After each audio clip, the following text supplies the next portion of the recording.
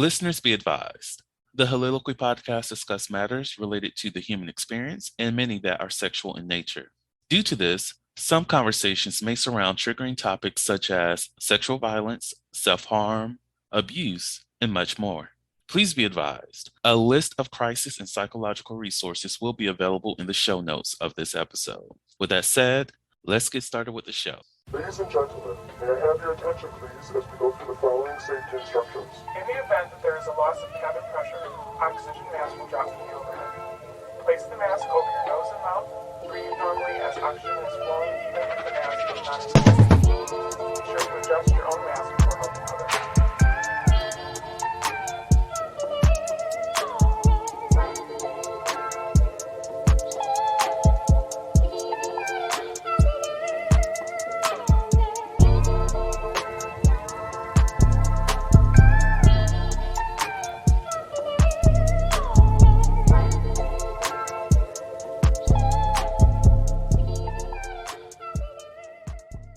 Hello, everyone. Welcome to the Soliloquy podcast, where we step out and speak on sexuality. This is your favorite host, Vernon T. Scott, also known as Slater Jackson, and for you freaky motherfuckers out there, Sebastian Adams.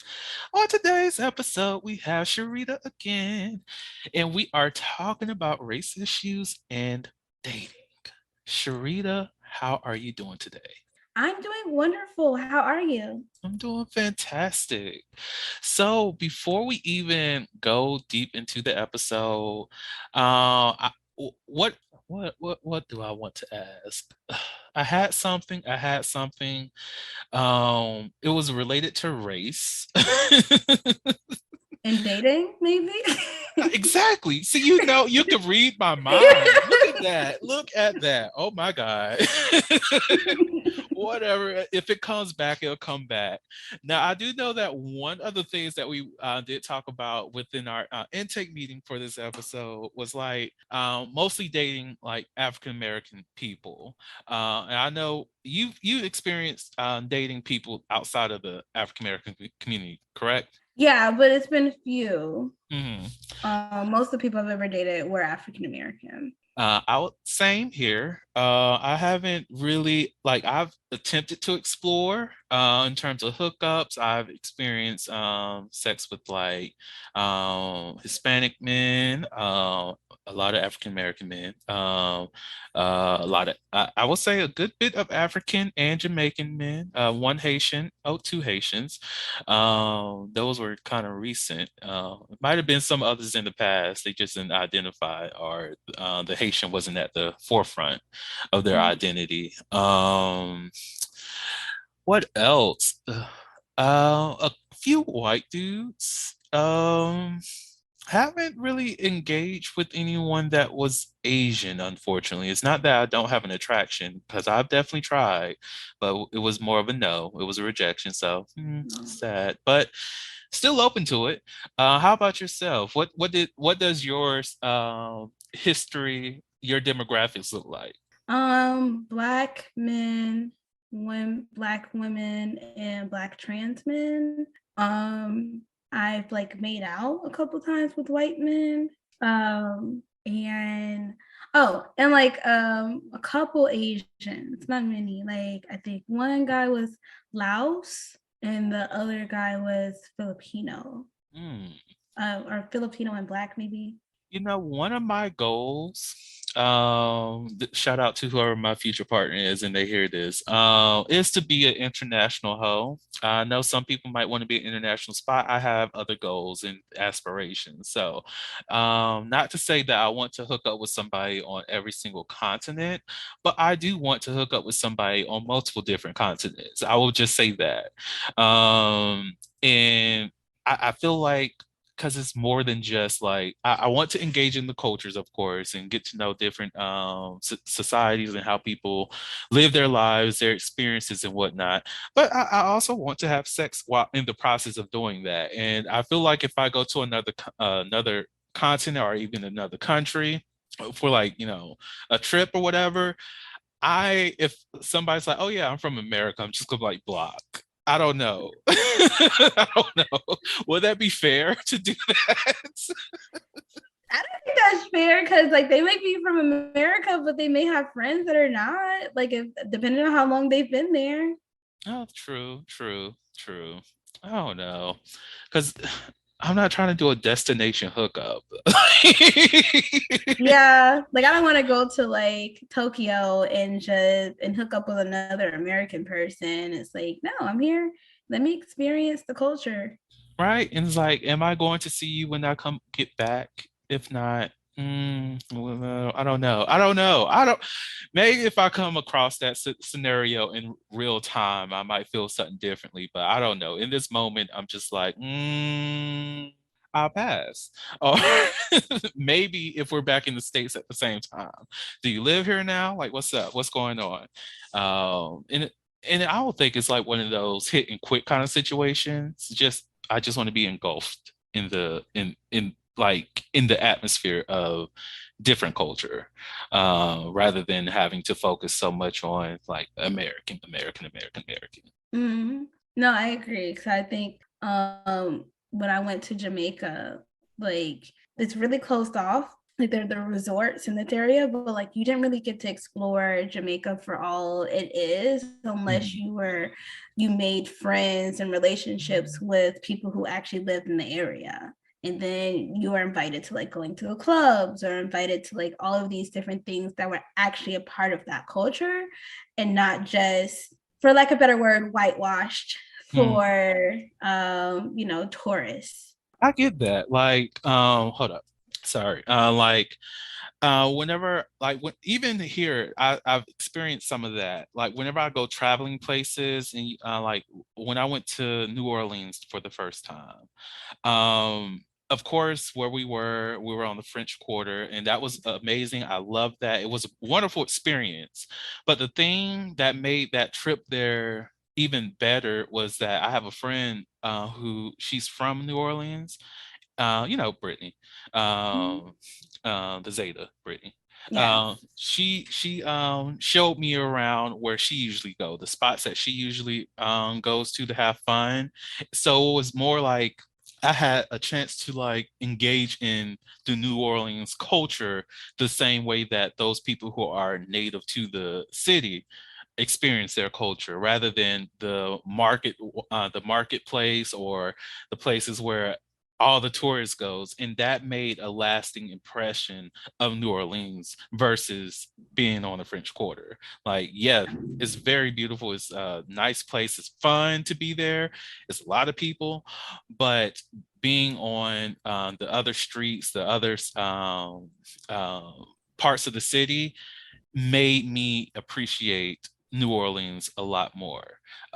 Even when people visit here in Augusta, it's like most people just go to where the Masters is, and they stay local to that area, but don't really get to see the richness of Augusta. Some people don't even look at the Riverwalk when they come here, and I'm like, that's one of the most beautiful places here. Yeah. Granted, if you travel too much within the city, you find out when the oppression starts, and you find out a lot of stuff in terms of funding. But that's a different I, conversation. I think it's the same way with Atlanta though, right? Hmm. Like you go to Atlanta, you get like kind of the like glamorized like Buckhead or even like Ponce City Market, which is really cool. But like the awesome part, like even with my job, like I all of the locations I work in right now are directly in the hood, like in the bluff. Like I work out like one of the locations are gonna be like NLK. Like these are like this is the heart of Atlanta, right? Hmm. And so I think there's a different type of connection, a different type of culture that you're going to see in those areas versus this kind of like super like, oh no, things are really nice. There's no shooting. Hmm. This is Ponce City Market. Da, da, da, da, da. We have all these resources. Like, no, there's a lot of disparities in Atlanta where they don't have those resources and I think that's with anywhere that you travel to. So you really, I Hmm. think it's important to get to know the people who are actually from there. Hmm. And there's a richness there too. Most definitely like places near the hood. I know you. Some people. Okay, look, you can't just be going into every hood and think you're gonna be safe. Mm-mm. But some hoods have a lot of culture. There's a lot of personal lived experiences there that you get to learn just by having conversations with people.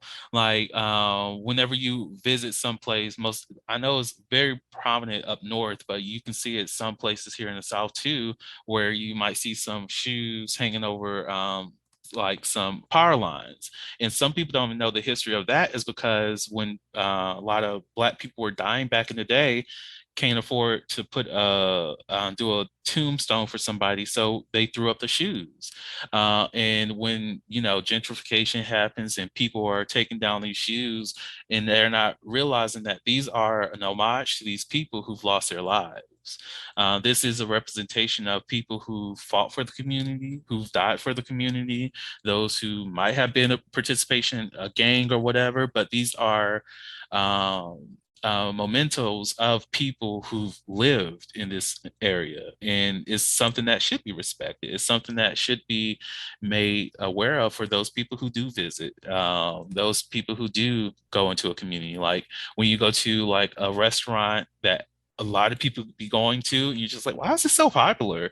Like, this doesn't look like it's serving good food, but you go in and you take a bite and you're just like, oh my God, like this is some amazing ass shit. Like, where am I? Did I just slip into fucking Narnia? Because this is gold. Like, what is this? But like, you don't get that when you just stay in the mostly trafficked areas.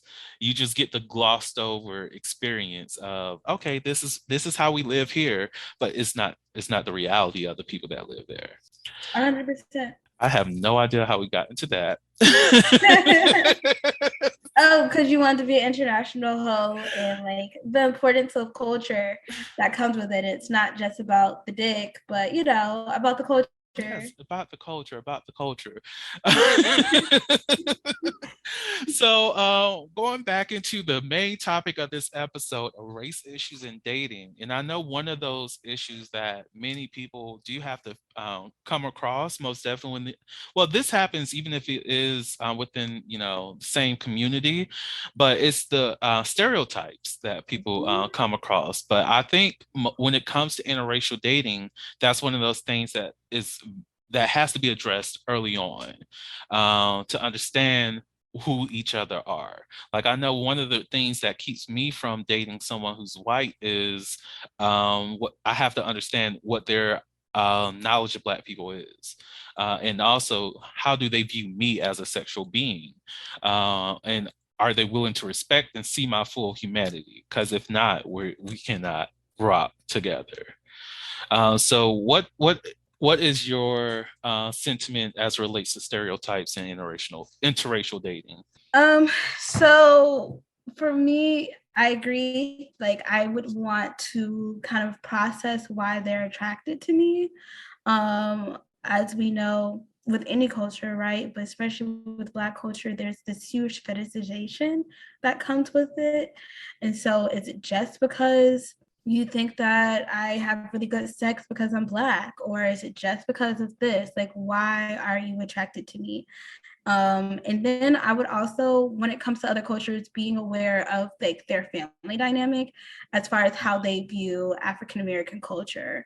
Because as much as I would really like that person and I think that they're open-minded, I wouldn't want to be in a relationship with someone whose parents, sisters, great grandparents hate Black people. Like, that just would not be comfortable for me. Mm-hmm. Some people are willing to go against the odds and do that, and that's great, and I'm happy for them. And some of those relationships end up really great and prosperous.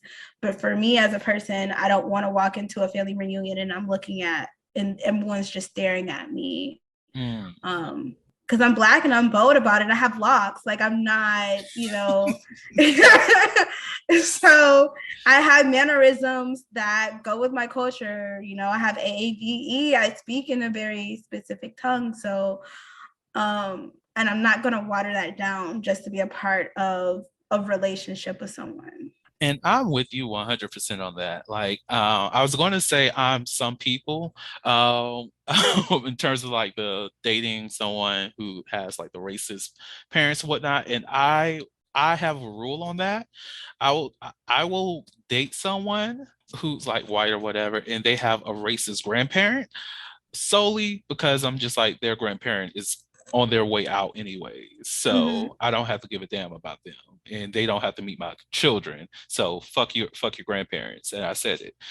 But if the parents are racist, then we just cannot. And the siblings are racist, I cannot. But you did bring up a perspective that I did not even think about, and that's the family reunion. And if the majority of the family is racist, I cannot.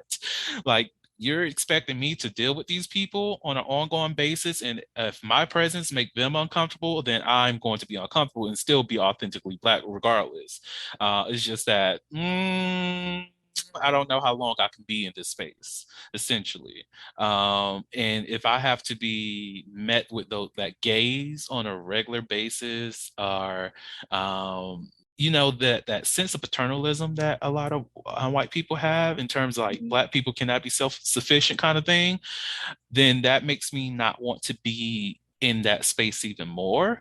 So I do see, regardless as how much I might love them, that their family will be the thing that really does keep me away from experiencing the full extent of their love. The Holiloquy podcast focuses on the variability of sexual expression. When it comes to sexual expression, we often depend on pornography to illustrate how one must perform sexually. For those who have not learned this by now, the stuff you see in porn is not real. Pornography provides a singular perspective of sexual expression that is not often the reality we see during our own sexual encounters. The Holiloquy podcast is a conversation that takes you outside of the compressed box of what many know about sex. Some of the topics we discuss includes kinks, condom usage, status disclosure, and past sexual experiences. The Holiloquy podcast steps out on sexual norms and recognizes that the norm is not the only normal. Subscribe today and join the conversation. The thing that really does keep me away from experiencing the full extent of their love.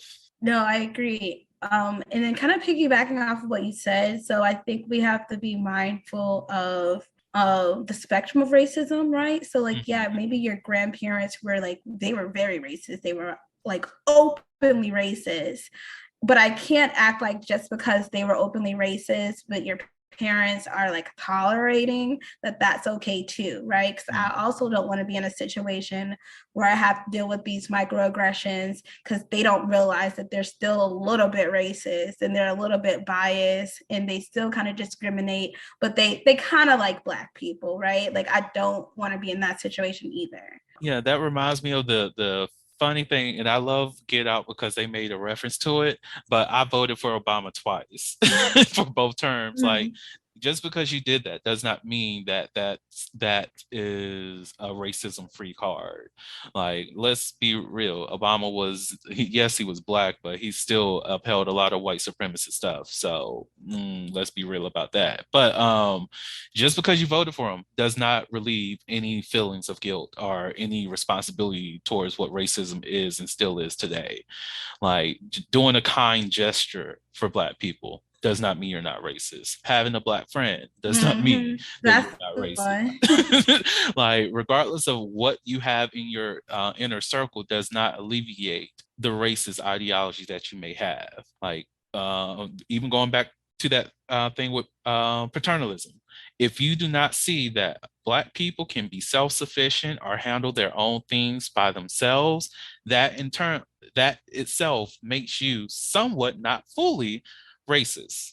Not saying that you're out here wanting to lynch Black people or anything. That's not it. It's just saying that you do have some racist ideology, or at least some kind of connection to white supremacist ideology that you individually have to work on. And of course, when you unpack those things and work towards that and make sure that you provide a safe space for other people, especially people of color, then that is better. That makes things so much more fulfilling for yourself and your relationship.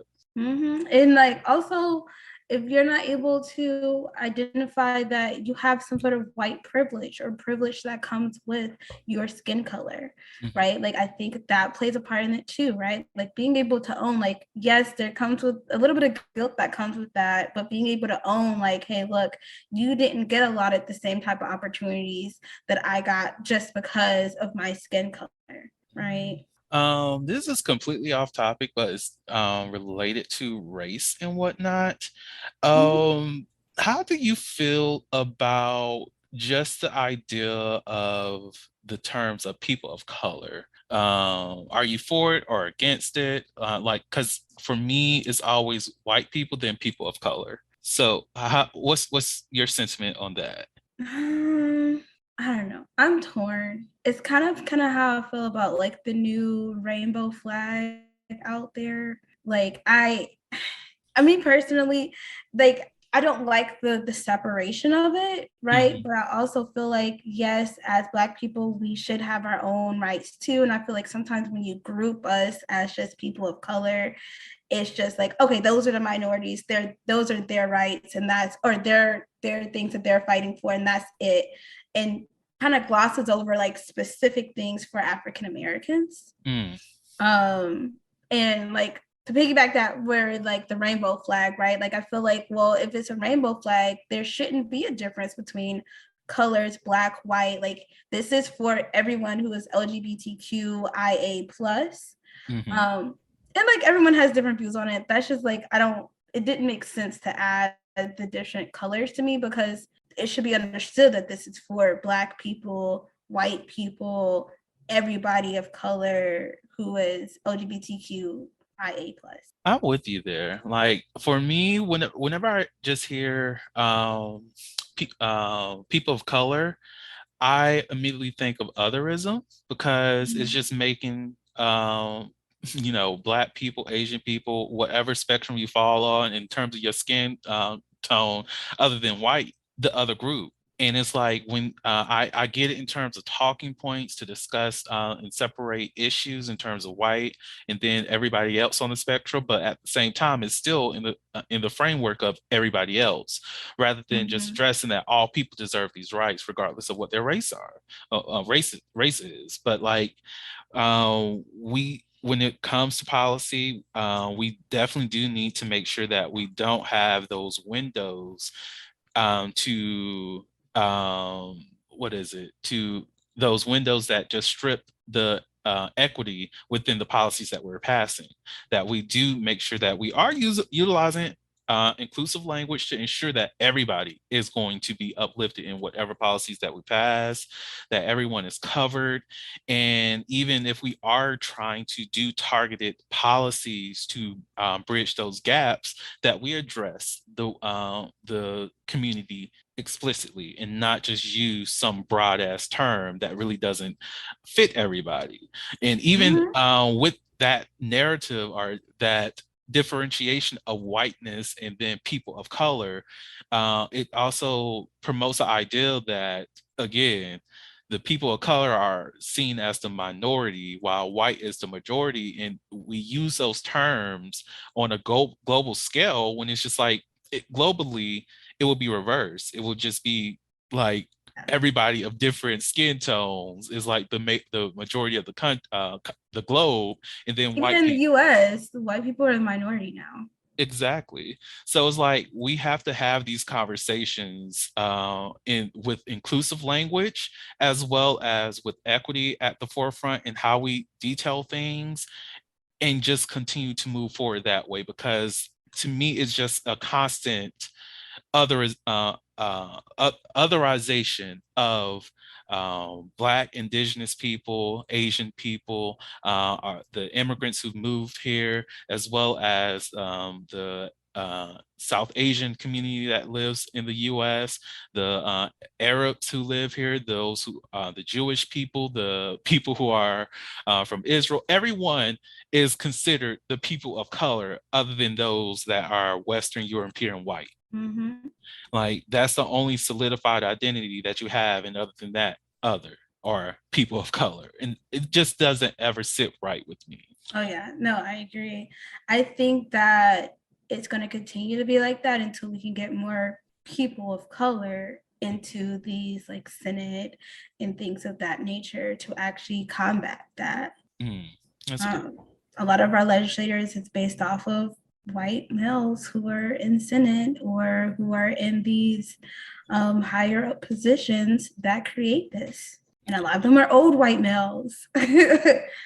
And not to wish death on anybody, but all I'm saying is I know they say evil doesn't die, but why does evil have to live to be like 80 something? Like, can they retire at 60?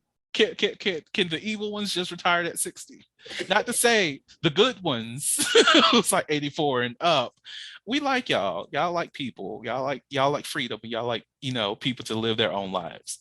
Continue to do you. You're good. You're good. The evil, retire at 64. You got all that you need. You got all that you need in life. Retire. I think that's a flaw in the system altogether. Why is it that these people who are in the Senate in their 70, 75, 80 years old in the first place? Like, most people retire at 65, right? And like, how do we ever enact change when everyone is in their 70s, 80s, or whatever?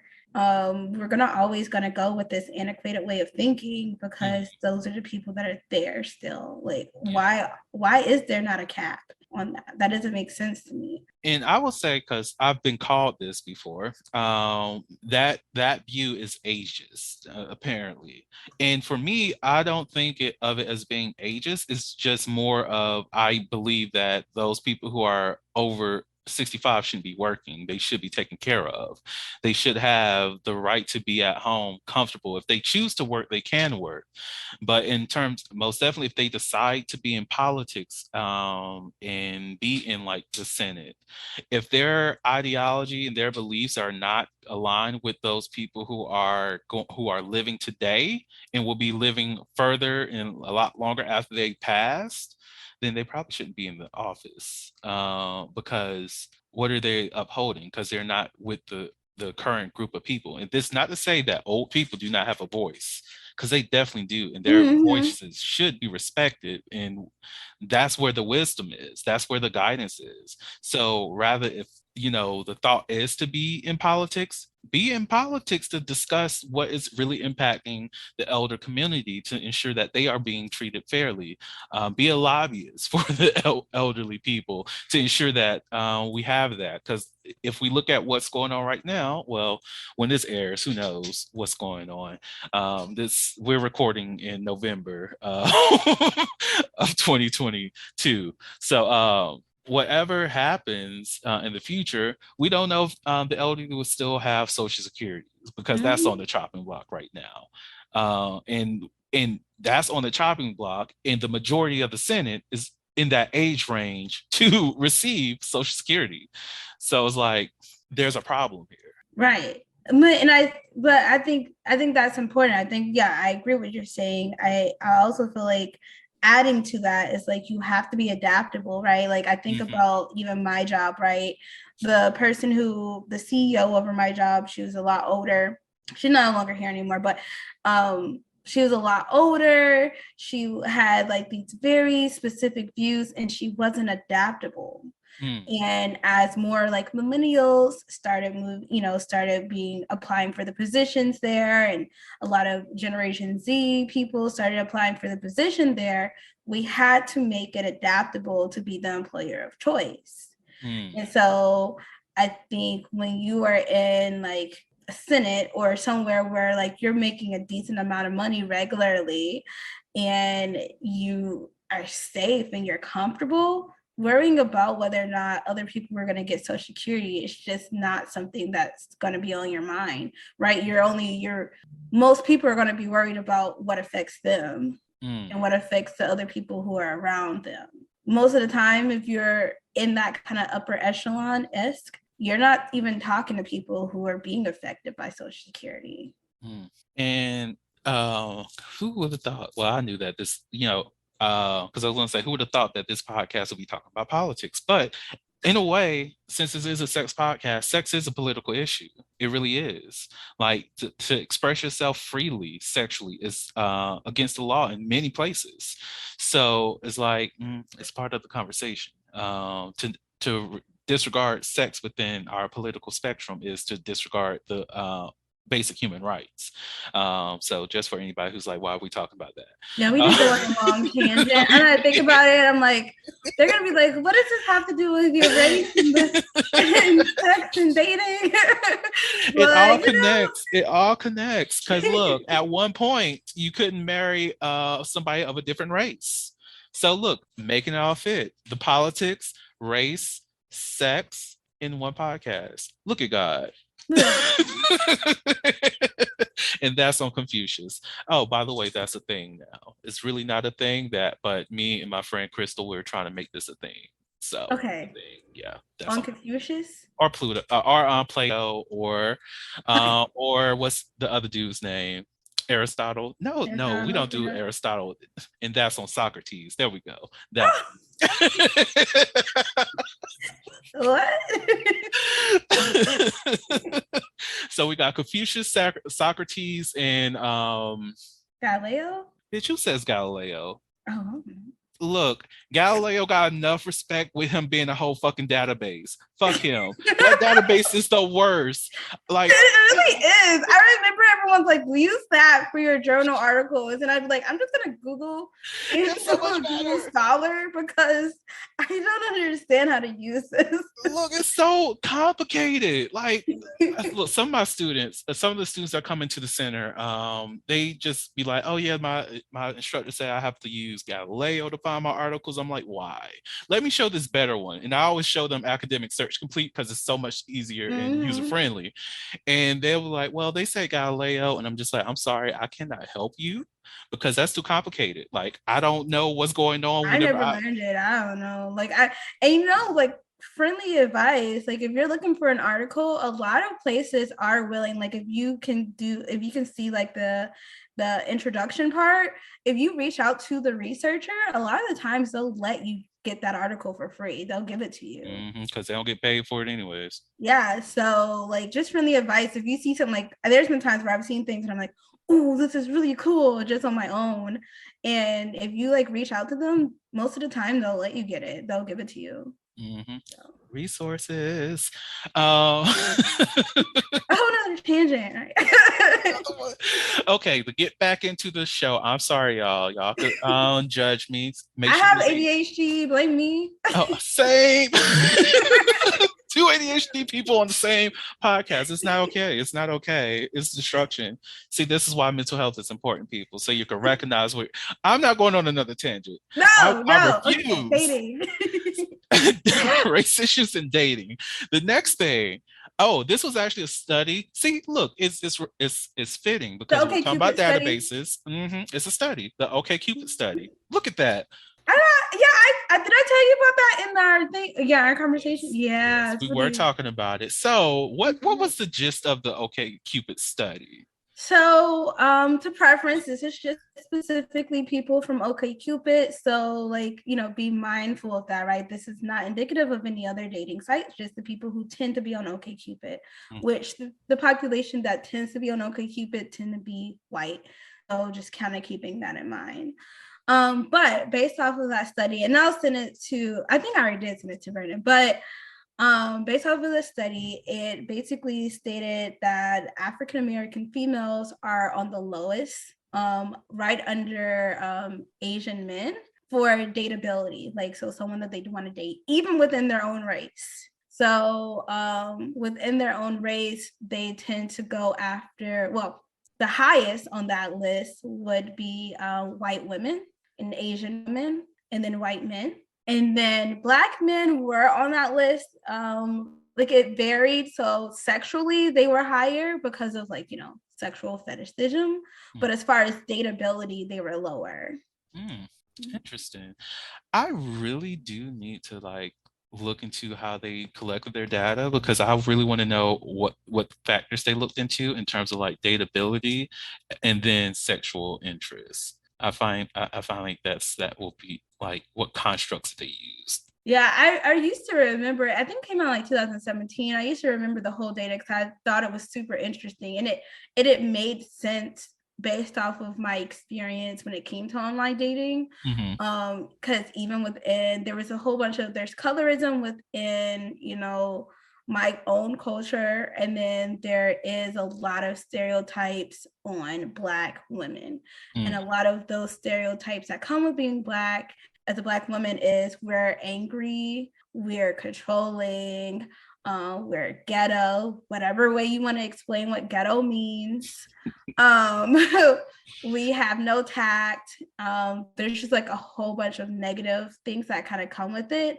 And I've even had that from another Black person tell me, Mm. like, oh, Sharita, you're really, really cool. And I was like, thanks. And he was like, I don't typically date Black women, but, you're different. And I'm like, you're Black. What do you mean I'm different? And he was like, you're so well spoken and you're not ghetto and you're this, that, you don't have multiple baby daddies. Like, and I was like, so, but being Black as another Black person was crazy to me because it was like, we're not a monolith. And you know that we're not a monolith because you're Black.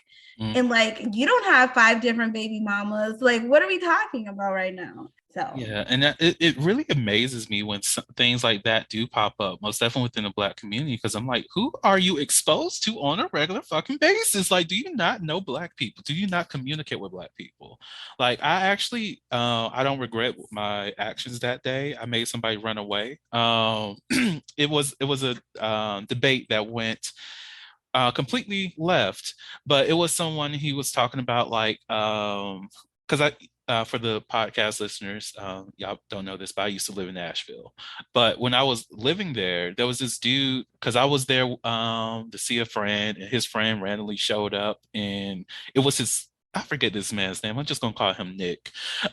This Nick dude shows up, and we're having conversations, and he's like, "Oh yeah, there's so much promise here in Nashville." And I was like, well, technically speaking, is not that much promise here for Black people, because when you look around the demographics of Nashville, who's in the highest seats, it's always someone that's white, or the majority of the time it's somebody that's white. And I was explaining that to him. It's like, well, I'm like this seat in my organization, this, that, and the third, but I'm like, you're not at the top of that leadership chain either. And then he started talking about, but he gets tired of hiring all these Black women who come into the office. They got these long nails, ghetto, loud, and all this other stuff. I'm like, fam, what do you mean? Like, one, if you hire them, clearly they are able to do the job. Two, what their nails look like has nothing to do with what their job entails. Them being loud, let them be loud. If it's not disturbing anybody, because clearly you hired them. So what's the issue here? And he just kept trying to give these negative images of Black people. I'm like, but why are you not appreciating that? Because I could point out as many white people who get just as loud. Meanwhile, we were in a restaurant where most of the people are white and they were loud as hell. But we're not talking about that kind of behavior.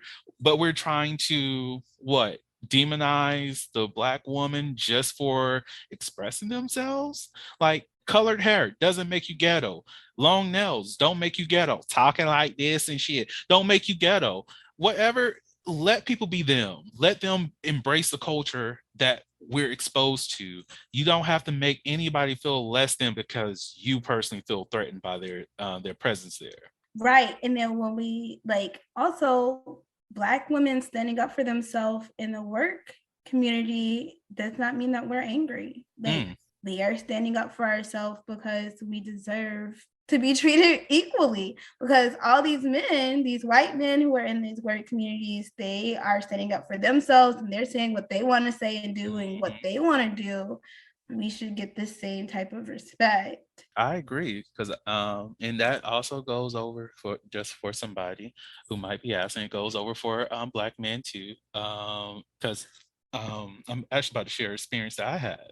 Like, one of my former supervisors literally called an assistant director of like admissions. She's white. My supervisor at the time, she was white too. As that assistant director was leaving the office, was like, I hate that bitch. That's what my supervisor said to everybody that's in this room, and everybody heard this. And it's like, I'm over here shocked. Like, did she really just say that? Me and the black chick that was also in the room, already in our Google Hangouts, chatting about this. Did this bitch really just say that out loud? What the hell? But we having this conversation, but nobody checked her. And there was this moment where I had one pushback on trying to make sure a student had financial aid where everybody thought I was being the aggressor. And I'm just like, all I said is that we should look into other options to make sure that students can afford their schools. Like, what's so radical and what's so offensive about that statement? So it's like, within these spaces, any pushback is an argument. Any kind of fighting for yourself or even others is too much for other people to take. You should be there to do your job and your job alone. Meanwhile, people, mostly white, have that full freedom to express themselves however they want to do. Come into work semi-drunk, come into work angry as hell, slamming shit, coming to work all down and like depressed and just crying, and you just have to be there to console. And we don't have that freedom to do that. 100%. Like I remember this one coworker, like whenever she did presentations, she would cuss and things of that nature. She was white, and she'd be like, well, that's just how I talk. Like, I just talk that way. I can't help it. That's just how I talk. And I'm like, oh, a Black person doing a presentation could never. Like, we would be called unprofessional.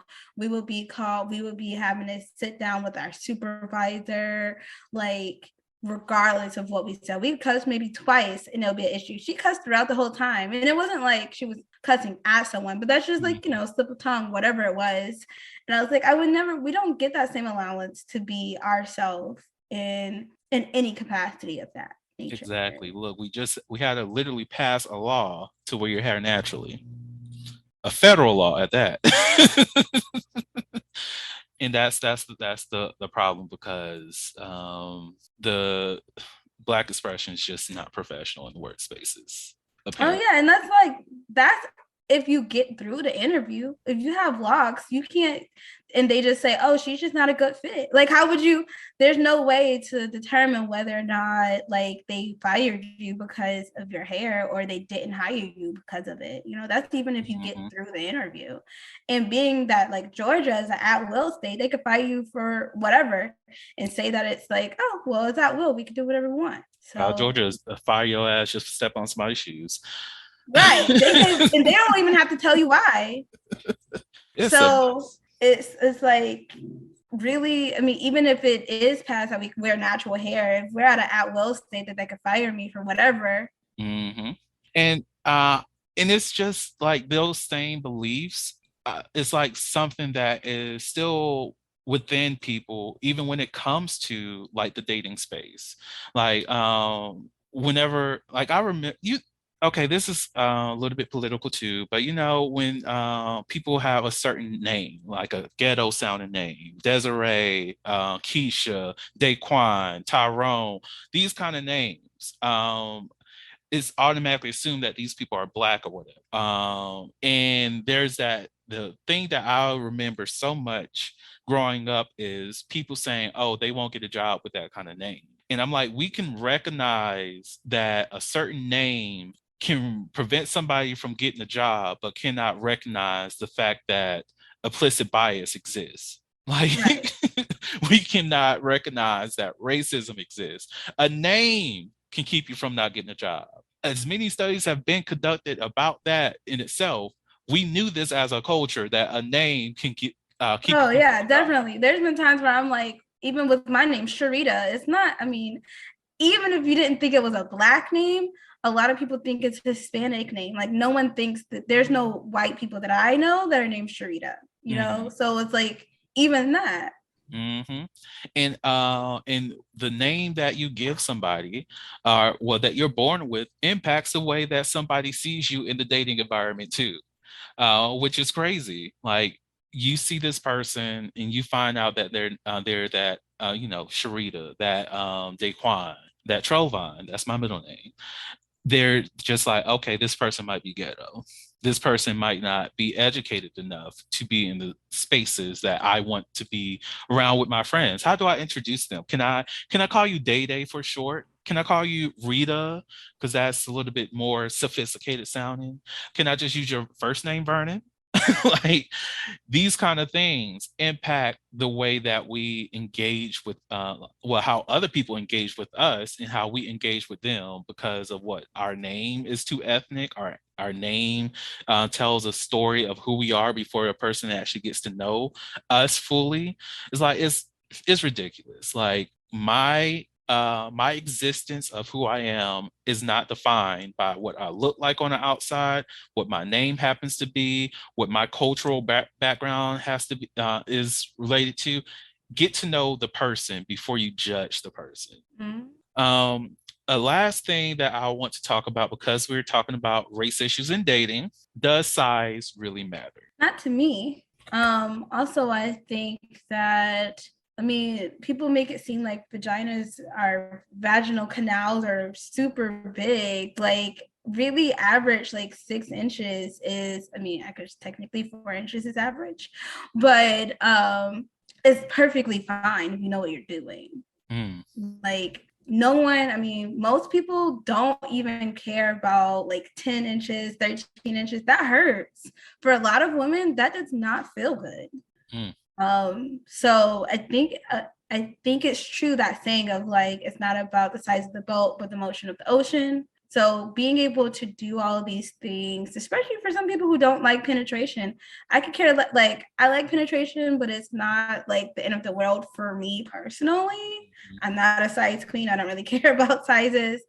If you can do all of the foreplay, you can do all of the other stuff that kind of, all of that intimacy that leads up to sex. Like, by the time we have sex, it's fine. Like, because I care about you and it feels good if you're at least average size. Now, if you're like micro penis, or I don't know the correct word, there's a correct word for that.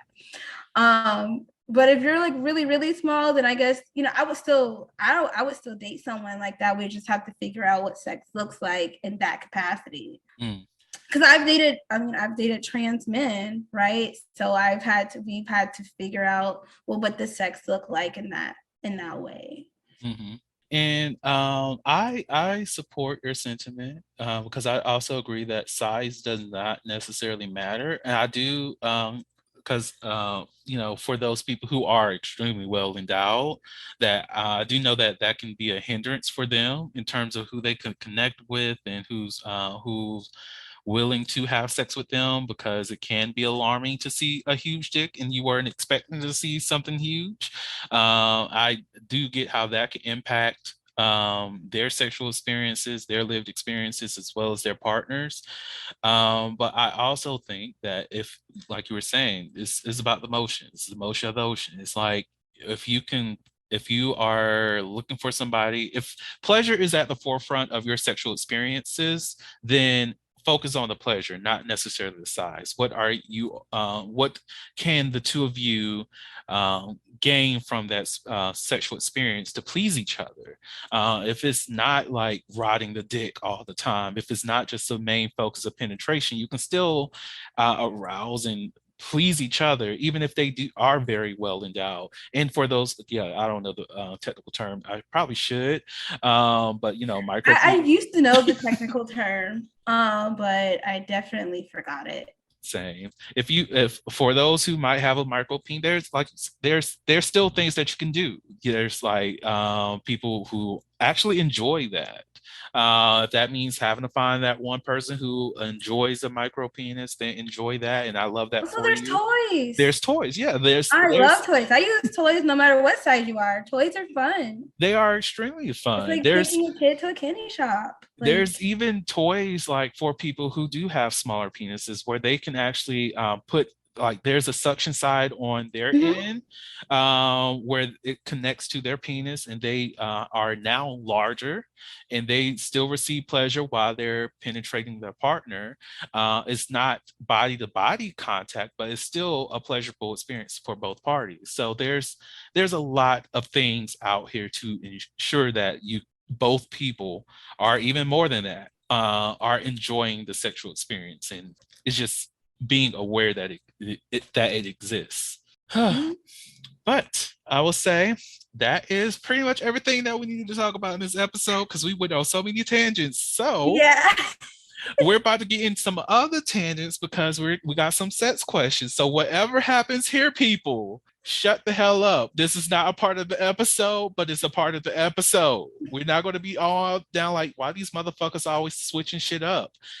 Look, you got people with ADHD out here in this world. Appreciate it. Tangents are amazing. You learn things through tangents. So you ready for the sets question? Yeah. So have you ever joined the Mile High Club? If so, was it a stranger or someone you knew? No, I've never joined it. Would you be willing to join it? Yeah, not with a stranger. I haven't I'm not a member of the Mile High Club, and I am willing to become a member of the Mile High Club, also not with a stranger. But if I'm going to do it, I need it to be more of a private jet situation, or everybody on the plane knows what's going on. Like this is a plane for everybody going to a sex convention where people are going to be fucking, and it's all good. Then everybody on the plane is at like doing whatever the fuck needs to be done. Like for me, I don't want to do it with other people around because I'm always cognizant of the fact that there's a possibility of children being around. And that's not something that I don't ever want to be the person that ruins the innocence of a child. So that alone keeps me not wanting to do that. Are there any special circumstances that you feel as though that needs to be met for you to become a member of the Mile High Club? Yeah, I think, being aware of if there's children around, because I think that does go back to that conversation we had before about how, public sex, you can end up being a sex offender. So I wouldn't even want to even deal with that or have that issue. Of course, I also don't want to affect the young child, of course, on that too. And then just like, I don't know, probably would have to be a private jet as well, just for me to actually like enjoy it, right? Like I don't want to just be like, because like if the way that I've heard Mile High Clubs go, you go into that cramped up bathroom and it's like just like smushed in there, right? And I'm like, I need some space. Like I need to feel like it needs to feel good. This doesn't feel good. It's a thrill and that's cool, but like I'm not gonna come off of that. So like we got meat on our bones now. Like I'm not trying to be cramped. I'm looking for spaces where legs can be lifted, arms can be spread out, legs can be spread out, bending over is possible, sitting on is possible. All these things can be possible. Being on knees comfortably is a possibility. Having somebody on a counter is a possibility. I need this kind of space because and I need aftercare. So also like those planes that have beds, maybe like how they have those beds and like for the like long flights if you're like first class or whatever, you can kind of do some stuff in there. You got the aftercare. You can kind of like cuddle in the bed afterwards. Like I need that. Ooh, child. Now I need to figure out exactly which type of plane that is, and then I don't know I've seen the pictures before, though. I don't know what kind of plane that is. Well, just buy out the first class and just like everybody that's going to be on here is fucking. That's the only reason why we have this first class. Any flight attendants who happen to be serving this area, just knock before you come in so we can get decent because we don't want to expose ourselves to you all. And there we go. That's the event. That's going to be the Mile High flight, y'all. That's going to be the Mile High flight. So it's a Delta flight. I just looked it up. It's called Domestic Delta 1. And they have flatbed seats. I don't know how much it is. Probably expensive as hell. And then they have one in Singapore Airlines that also have like they have full like queen size beds. Jeez.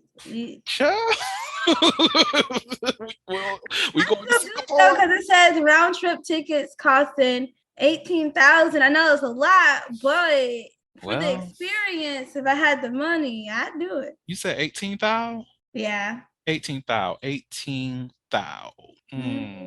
I had it. Look, again, donate to the Slater's Playhouse. So we can...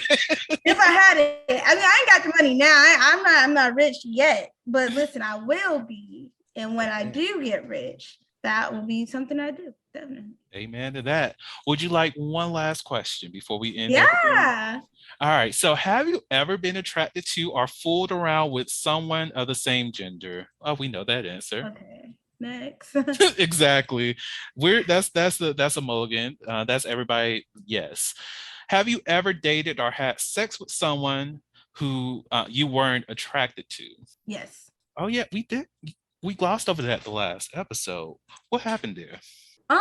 So I mean, I think the reason I can speak so freely about the self-esteem stuff in the past is because that's kind of what I've done. Like I've settled for people who I wasn't attracted to and still had sex with them, and dated them. And things happen whenever and we break up. And so, yeah, I've been in those situations. I've learned that that's not fair for me. That's not fair for them. And I wouldn't do that again. Although, sometimes the sex is pretty good though. So. See, that's my thing because I've had sex with people I have not found attractive solely because of there was a physical attraction in terms of like body, just not the face wasn't there for me, and I cannot say that I truly regret it because the sex was good. So the sex outweighs my negative feelings in terms of the experience, but I will say that that it was not right for me to do that. But I didn't lead that person on to think that this was going to be a relationship or an ongoing thing. It was to myself, it was like I've expressed it that it was like this is for sex, and that's about it. Because I'm very open and lenient when it comes to sex, as long as there's like some kind of physical or sexual attraction there, I'm open to it. But if the sexual attraction is not there, I'm just not. But if there's some sexual attraction, we could hook up. I don't care what the face look like. It will be okay. But if the sex is bad, then I'm just like, this was a waste of my time. Yeah, that's the thing. It's like that, that post nut clarity kicks in real hard when they're not attractive. Like it's like, ooh, I'm gonna need you to leave. Like because Child, you making me sound I feel horrible now. But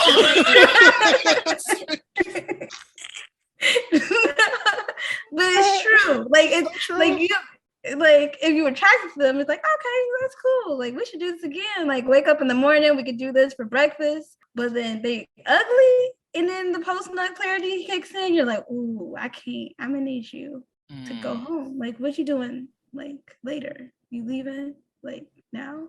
So. Like, well, I do have. It's like 3 a.m. in the morning. I do have work in like 5 minutes. One time I was like, I only did this once. It was on a Saturday, and then Sunday morning came. I'm not religious. He didn't know that though. So I was like, look, I gotta go to church. So I need I set an alarm for 6 o'clock in the morning. I was like, I go to 8 o'clock church. I need you. Oh, not the morning service, Lord. The morning service is only for grandma. That's the only one I think it's I need you to go and you get out of here because oh, child, if you know about morning service and you had to be up at morning service, you are the pissed off people in society today because grandma had. I had to do that. Yeah, growing up, it was 8 o'clock for us. And you staying like there until the last service. The only thing was like breakfast afterwards. That was the only thing. Child, our morning service, you staying for that second service too. What you mean? Oh, you was in Sunday school. Now we having church. What you mean we have done? Didn't that just happen? That wasn't church. What were we at? You woke me up at 7 a.m. We got here and now it's 10. What you mean? Over here falling asleep while y'all doing the prayer. Exactly. And that I used to love when it came to the announcements because you knew that's when church was. Child. I was on the usher though. I was one of the ushers, so I had to do the announcement. Oh, I'm so sorry. So it was like, Child, that needs to be a podcast. The trauma of the Black church. Let's talk about it. Southern Baptist specifically. What time did you get home every Sunday? You know, I used to always think that was gonna be home by 11 o'clock. And don't even talk about revival week. Oh my God. My God. Child, what you mean we going to church at 7 on Thursday? We had church.